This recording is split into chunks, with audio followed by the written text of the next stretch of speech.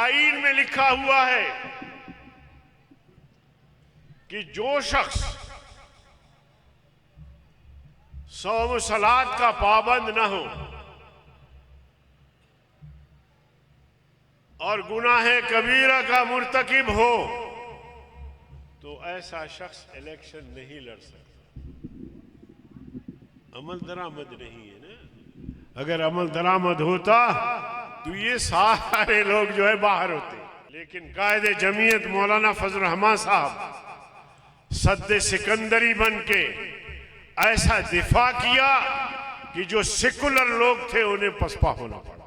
मगर आईनी तौर पर अगर कादियानी काफिर कहलाए तो ये मेरे अकाबिर का कारनामा था कि 74 में पहली मर्तबा गैर मुतल्लिका शख्स को पार्लियामेंट बुला के और उसकी गुफ्तगू में उसे काफिर साबित कराया और फिर पार्लियामेंट से मुत्तफका तौर पर कादियानियों को गैर मुस्लिम करार दिलाया गया। अल्हम्दुलिल्लाह अल्हम्दुलिल्लाह नहमदुहु व नस्तईनुहु व नस्तगफिरुहु व नुमिनु बिही व नतवक्कल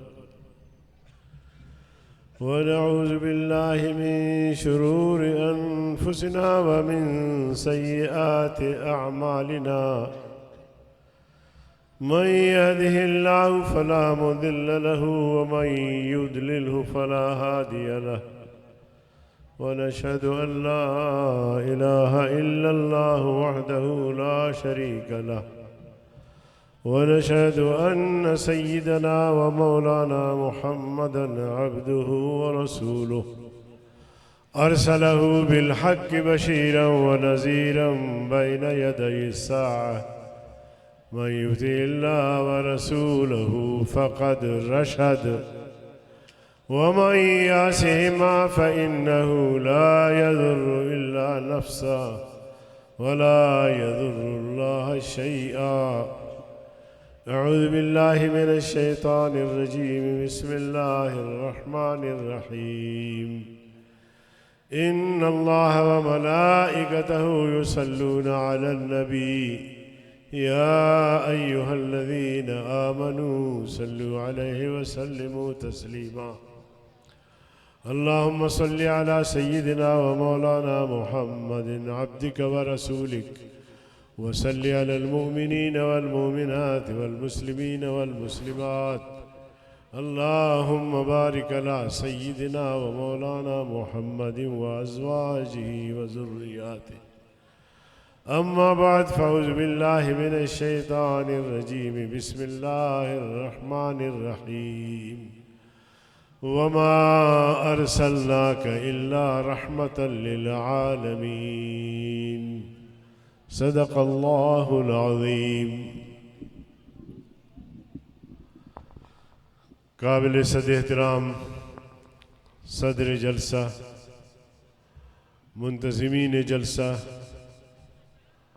आलमी मजलिस तहफ़्फ़ुज़ ख़त्म नबूवत के अरकान ज़िम्मेदारान, जमीयत उलमा इस्लाम के कायदीन, यहाँ स्टेज पे मौजूद पीरान तरीक़त, उलमाए किराम, सामीन हज़रात, अस्सलामु अलैकुम व रहमतुल्लाहि व बरकातुहू। मुझे जो शख्सियत स्टेज के लिए दावत दे रहे थे वो वैसे भी बड़ी शख्सियत है, हमारे तो पीर है, मगर उसने ऐसी गुफ्तगू फरमाई कि जिस खतीब को वो बुला रहे थे उसके लिए कुछ बचा नहीं। वो सब कुछ कह गए जो खतीब को कहना था। माशाअल्लाह, अल्लाह ताला और कुव्वत अता फरमाए, मज़ीद फसाहत व बलागत से नवाजे। और उम्र में बरकत अता फरमाए। मेरे अजीज दोस्तों, मैं चंद ऐसी गुजारिशात आपके सामने रखना चाहता हूं जो मुमकिन है कि मुझसे कबल अकाबिर उलमाए किराम ने वो बातें न की हों। मेरे अजीज दोस्तों, हम मुल्क भर में खत्म नबूवत के नाम से जलसे करते हैं या नहीं करते? और आपका जो जलसा है वो भी खत्म नबूवत के नाम से है। इसकी जरूरत हमें क्यों पेश आती है? एक ऐसी ममलिकत जो इस्लाम के नाम पे बना, और तसव्वुर और ख्याल ये था कि पाकिस्तान के नाम से एक ऐसी रियासत बनने जा रही है जहां नामूसे सहाबा भी महफूज होंगे, नामूसे रिसालत भी महफूज होंगे, खत्म नबूवत भी महफूज होगी, इस्लाम, शरीयत, हमारे अकायद और नजरियात सब महफूज होंगे। इस तसव्वुर के साथ पाकिस्तान बना, या मैं गलत कह रहा हूं? इस तसव्वुर के साथ पाकिस्तान का मतलब क्या? आप भी कहें ना, पाकिस्तान का मतलब क्या? ला इलाहा इल्लल्लाह मुहम्मदुर रसूलुल्लाह। जनाबे वाला, ये ला इलाहा इल्लल्लाह या कलमा सिर्फ नहीं था, बल्कि इसके पीछे एक बहुत बड़ा निजाम था, खिलाफत राशिदा का निजाम था। हिंदुस्तान के मुसलमान पागल नहीं थे, गूंगे और बहरे नहीं थे, अंधे नहीं थे कि बस सिर्फ इस नारे के पीछे दौड़ पड़े, बल्कि उनको बताया गया, उनको समझाया गया कि पाकिस्तान के नाम से एक ऐसी रियासत बनने जा रही है जहां हमारा अकीदा और ईमान भी महफूज होगा, हमारा नंगो नामूस भी महफूज होगा, हिंदुओं और सिखों के मजालिम से भी महफूज होंगे, खिलाफत राशिदा का निजाम नाफिज होगा।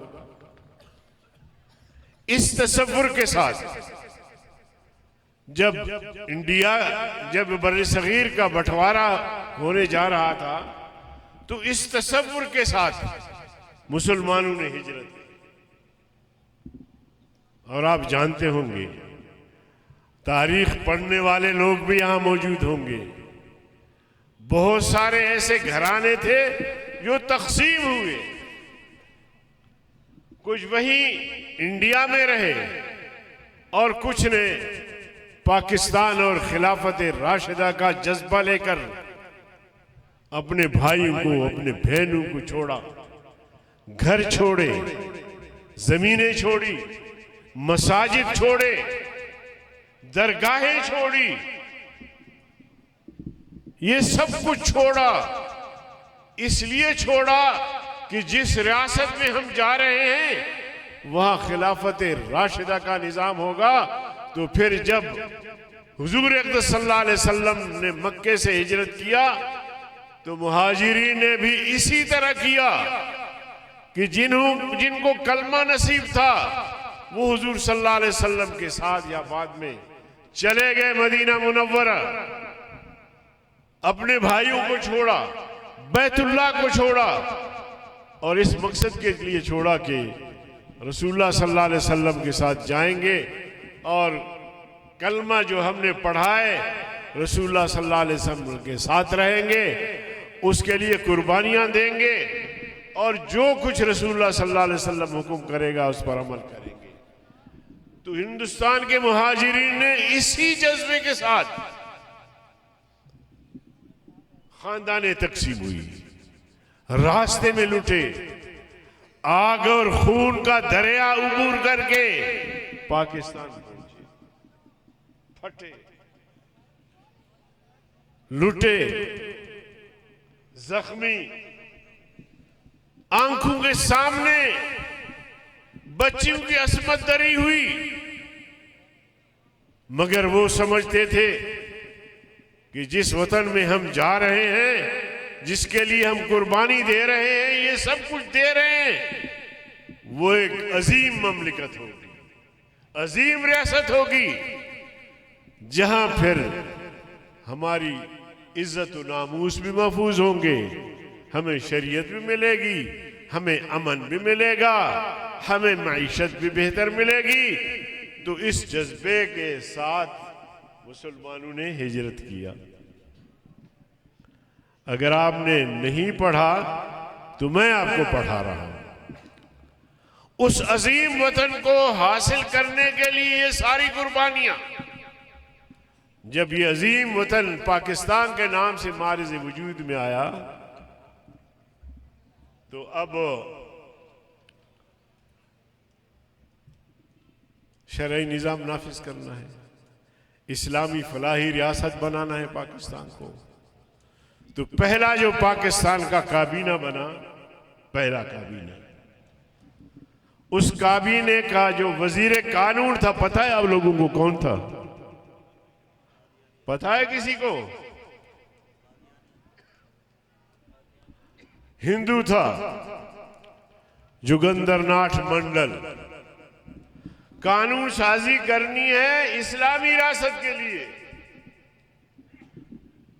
कि इस्लामी फलाही रियासत, शरीयत मुत्तहरा का निज़ाम अमली शक्ल में नाफिज होना है। और उस काबीने का वजीर कानून हिंदू नामजद किया गया। हिंदू को क्या पता कुरान सुन्नत से? हिंदू को पता होता है? ये मजाक रियासत के साथ किया इन्होंने। इसी तरह रियासत का वजीर खारिजा, जो रियासत का तर्जुमान होता है, उनकी ख्वाहिशात की तर्जुमानी करता है दुनिया में। रियासत का वजीर खारिजा कादियानी सर जफरुल्लाह को नामजद किया गया। अब रियासत का वजीर कानून हिंदू हो, रियासत का वजीर खारिजा कादियानी हो, उस रियासत को कैसे आप फलाही रियासत बना सकेंगे, इस्लामी रियासत बना सकेंगे, शरई रियासत बना सकेंगे? तो मेरे अजीज दोस्तों, ये गद्दारी, ये बेवफाई रोजे अव्वल से कौम से किया गया, रियासत से किया गया, कौम से झूठ बोला गया। जब मुसल्लत हुए तो न कोई इस्लाम का नाम, न कोई शरीयत का नाम, न कोई खत्म नबूवत का नाम।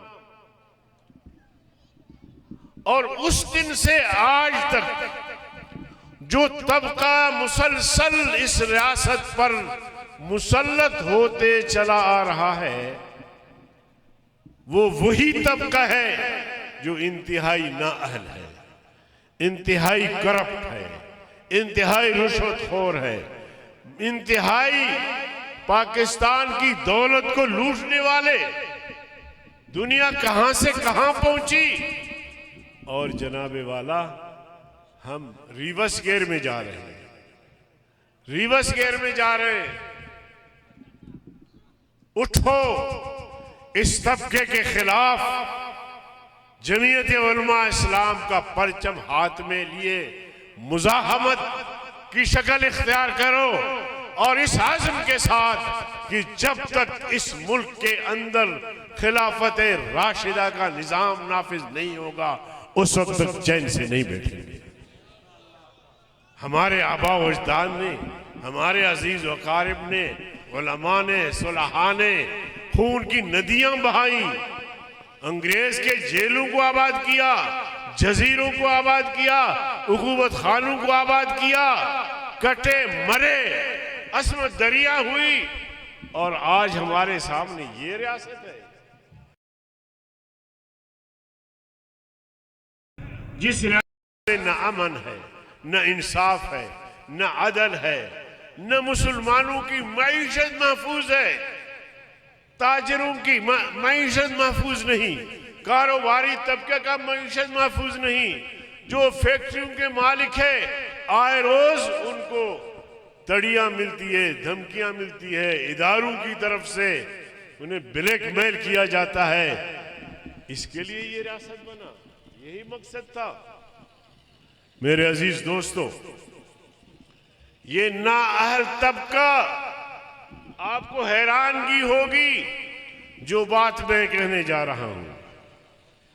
ये नाअहल तबका 26 साल में पाकिस्तान को आईन नहीं दे सके। क्या आप भी याद रखिए, 26 साल में पाकिस्तान को आईन नहीं दे सके। हर की आमद इमारत नौसाख्त, उबूरी आइन, एढाकिज्म, इसको रिवाज दिया। अयूब खान आए, अपना आइन बनाया, आरजी आए, याह्या खान का अपना, उनके जो पेशरो थे उनके भी इसी तरह। इस तरह मुल्क चलाया 26 साल बगैर मुस्तकिल आइन के। मैं ठीक कह रहा हूं कि ये तबका, ये टोला नाअहल टोला था या गलत कह रहा हूं? बताएं तो सही ना। ये तबका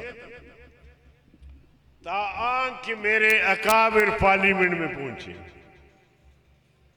70 के इंतखाबात में मुफक्किर इस्लाम मौलाना मुफ्ती महबूब, मौलाना गुलाम गौस हजारी, मौलाना अब्दुल हक, मौलाना अब्दुल हकीम, और इसी तरह 8-10 उलमा जमीयत उलमा इस्लाम से ताल्लुक़ रखते थे।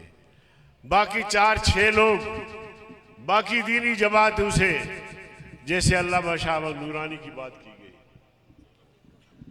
ये हमारे अकाबिर पार्लियामेंट में पहुंचे, तब इन्होंने पाकिस्तान को एक इस्लामी फलाही रियासत का आईन बना के दिया। अब आप कहते होंगे मौलवी साहब आप क्या कह रहे हैं, वजीर आजम तो भुट्टो साहब थे, तो फिर आप कैसे ये कह रहे हैं कि मेरे अकाबिर ने इस रियासत को आईन बना के दिया? भुट्टो साहब के नजरिया से आप वाकिफ थे? आप वाकिफ थे? इस मजमे में कोई वाकिफ नहीं थे। भुट्टो साहब सोशलिस्ट थे, सोशलिज्म का नारा लगा के वोट हासिल किया। क्या सोशलिज्म का नारा लगा के वोट हासिल किया? वो सोशलिस्ट थे। खान अब्दुल वली खान जो कौम परस्त लीडर थे, जिनकी 2 सूबों में हमारी इश्तिराक से हुकूमत बनी, बलूचिस्तान और खैबर पख्तूनख्वा में, वो नेशनलिस्ट थे और इस्लाम बना और आईन बना इस्लामी। दुरूद शरीफ। नारे तकबीर, जरा बेदारी का सबूत दे बुलंद आवाज से। नारे तकबीर, नारे तकबीर।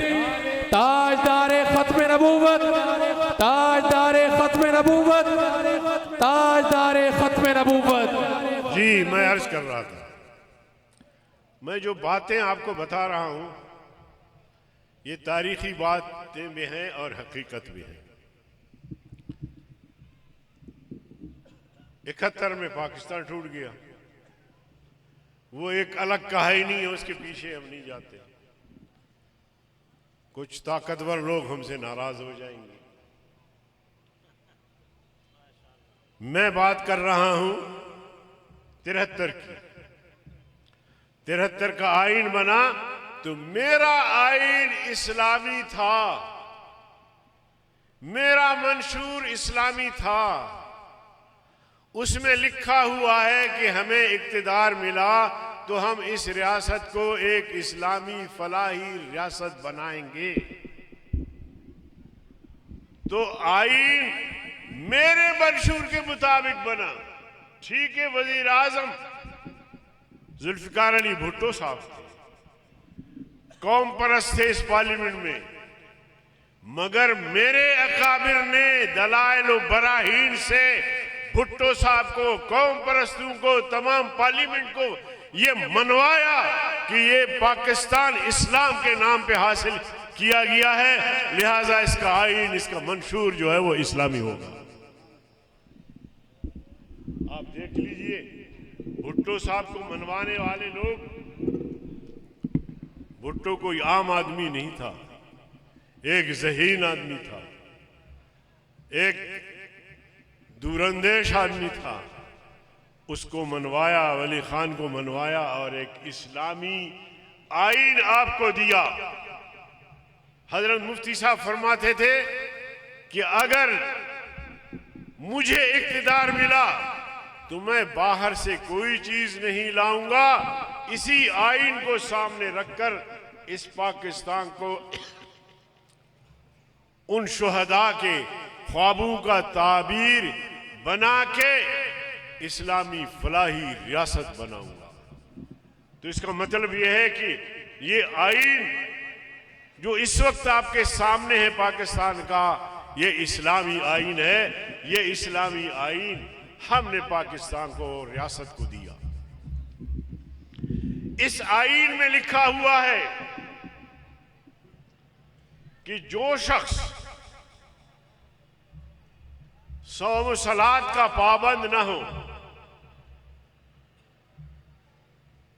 और गुनाह कबीरा का मुर्तकिब हो तो ऐसा शख्स इलेक्शन नहीं लड़ सकता। अमल दरामद नहीं है ना। अगर अमल दरामद होता तो ये सारे लोग जो है बाहर होते। जब 18वीं तरमीम आई तो बड़ी कोशिश हुई कि इन दफात को खत्म किया जाए, लेकिन कायदे जमीयत मौलाना फजल रहमान साहब सद्दे सिकंदरी बन के ऐसा दिफा किया कि जो सेकुलर लोग थे उन्हें पसपा होना पड़ा। मेरे अजीज दोस्त, हजरत मौलाना फजलुर रहमान, कायदे मिल्लत इस्लामी हजरत मौलाना फजलुर रहमान, उलमाए हक, उलमाए देवबंद, मुफक्किर इस्लाम मुफ्ती महमूद, हजरत मौलाना गुलाम गौस हजारवी, नारे तकबीर, नारे तकबीर। ताजदारे खत्म नबूवत, ताजदारे खत्म नबूवत। तो मैं अर्ज कर रहा था खत्म नबूवत का मसला। 74 में जब खत्म नबूवत का मसला हल हुआ तो उस वक्त इस फितने को 90 साल हो गए थे। कितना? 90 साल हो गए थे। अंग्रेज ने ये फितना पैदा किया। गुलाम कादियानी को उसने नबूवत का ताज पहनाया। हमारे अकाबिर ने उसकी नबूवत को चलने नहीं दिया, मगर आईनी तौर पर अगर कादियानी काफिर कहलाए तो ये मेरे अकाबिर का कारनामा था कि 74 में पहली मर्तबा गैर मुतल्लिका शख्स को पार्लियामेंट बुला के और उसकी गुफ्तगू में उसे काफिर साबित कराया और फिर पार्लियामेंट से मुत्तफका तौर पर कादियानियों को गैर मुस्लिम करार दिलाया गया और आईन में लिख दिया गया कि आज के बाद कोई भी कादियानी किसी भी कलीदी असामी पर नहीं आ सकता। आज के बाद कादियानी शायर इस्लाम को इस्तेमाल नहीं कर सकते। आज के बाद कादियानी अपनी इबादत गाह को मस्जिद नहीं कर सकते। तहरीकें चली थी माजी में, 10,000 लोग एक तहरीक में शहीद हुए, मसला मंजूर नहीं हुआ, मुतालिबा नहीं माने गए।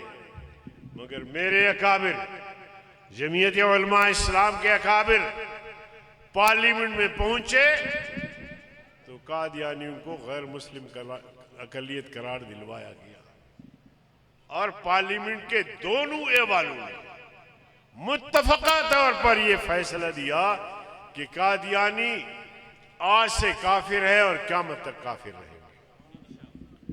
कादियानी साजिशों में मसरूफ, कादियानी अपने लोग मुख्तलिफ जमातों में घुसेड़ दिए हैं, शामिल किए हैं। वो कभी कभार ऐसी हरकतें करते हैं। आपको याद होगा जरदारी साहब सदर पाकिस्तान थे।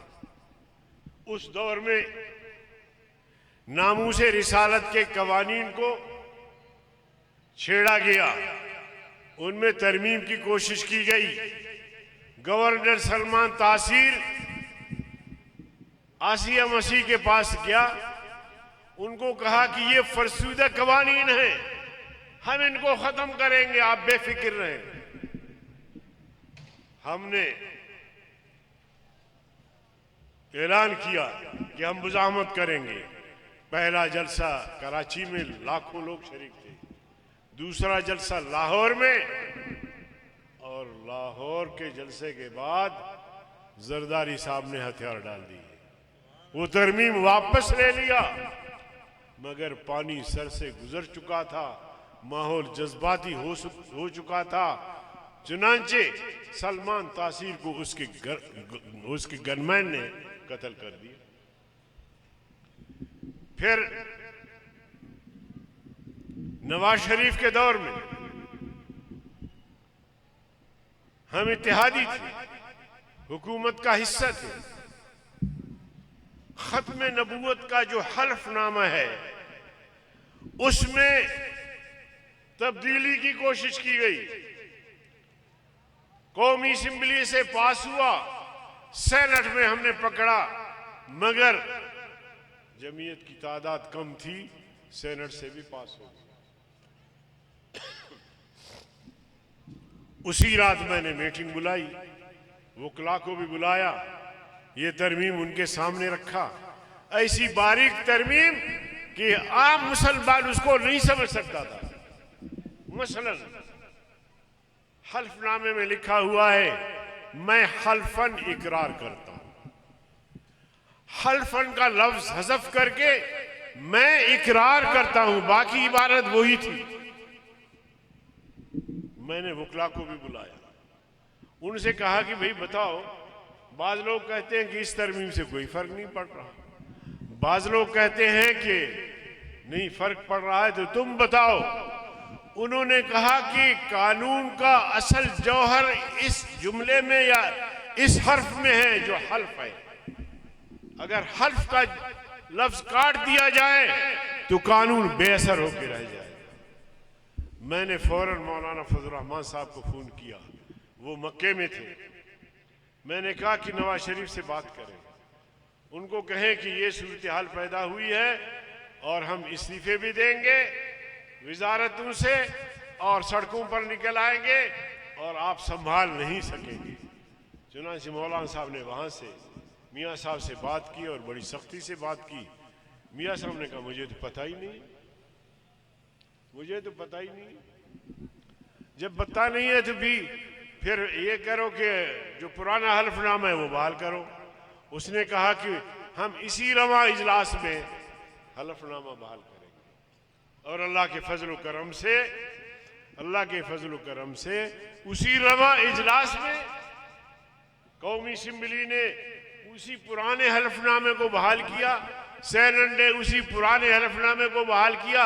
उसी मौके पर मैंने कहा कि ठीक 40 साल बाद 74 से लेकर आज तक 40 साल का अरसा गुजर गया।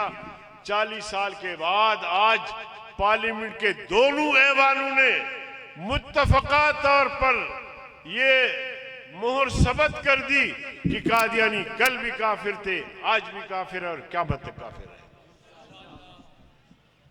तो ये उलमा पार्लियामेंट में है तो ये किरदार है। फिर जनाब अली रियासत मदीना का मालिक वो तशरीफ लाए कि इस रियासत को मैं रियासत मदीना बना के दम लूंगा। बहुत सारे उलमा खुश थे, बड़ी तारीफें करते थे कि यार मदीना का नाम तो लेता है। हमने कहा चलो जरा आगे जाने दो। चलते चलते इसने भी तरमीम पेश कर दी, नामूस रिसालत के कवानीन में तरमीम पेश कर दी। फिर हमने कमर बांध ली, कोयटा, कराची, लाहौर तक मुल्क भर में जलसे किए खत्म नबूवत के नाम पर। अल्लाह के फजल करम से एक दिन ऐसा हुआ कि उनके पार्लिमानी लीडर ने उठकर हाउस में कह दिया कि हम अपना बिल वापस ले लेते हैं। जो खत्म नबूवत नामूस रिसालत के कवानीन में तरमीम की बात थी, उसने कहा हम वापस ले लेते। उन्हें झुकना पड़ा, दस्तबरदार होना पड़ा, मगर जमीयत उलमा इस्लाम पार्लियामेंट में भी थी और बाहर सड़कों पर भी उनके लिए जमीन तंग करी। मेरे अजीज दोस्तों, मैं क्या खिदमत बताऊं आपको। मैं भी थक रहा हूं, आप तो सुबह से बैठे हैं। उलमा पार्लियामेंट में पहुंचेंगे तो ये मुल्क का जोग्राफियाई दिफा भी होगा, नजरियाती दिफा भी होगा। हम थोड़े हैं, लेकिन अल्लाह ताला ने मौलाना साहब और जमीयत उलमा इस्लाम में वो कुव्वत और रोब डाली है कि कुरान की इस बिस्ताख का एक आईना बनता है जमीयत उलमा इस्लाम।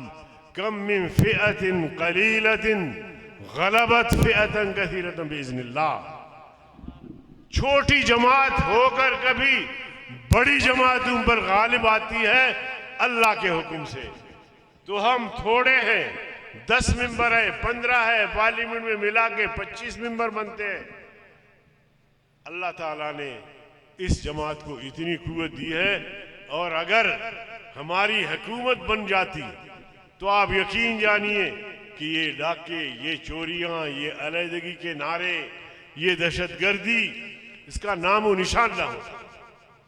अब हमारे हुक्मरान सिंध में आप देखिए, एक छोटे से इलाके में कच्चे के डाकू हैं। विफाकी हुकूमत, सूबाई हुकूमत से काबू में नहीं आते। जब हम पढ़ते थे उस वक्त भी कहते थे कच्चे के डाकू। ये जो पक्के के डाकू हैं उनका क्या करें। बलूचिस्तान की जो सूरत हाल है, वजीर दाखिला कहता है वो एक ऐसे चौकी मार है। अब उसके इस कहने के बाद मैं यकीन से कहता हूं कि 1000 से ज्यादा हमारे फौजी जवान मारे गए। ये एक ऐसे चौकी खैबर पख्तूनख्वा की ये सूरत हाल है। मुल्क की मईशत और हम डिफॉल्ट होने जा रहे हैं।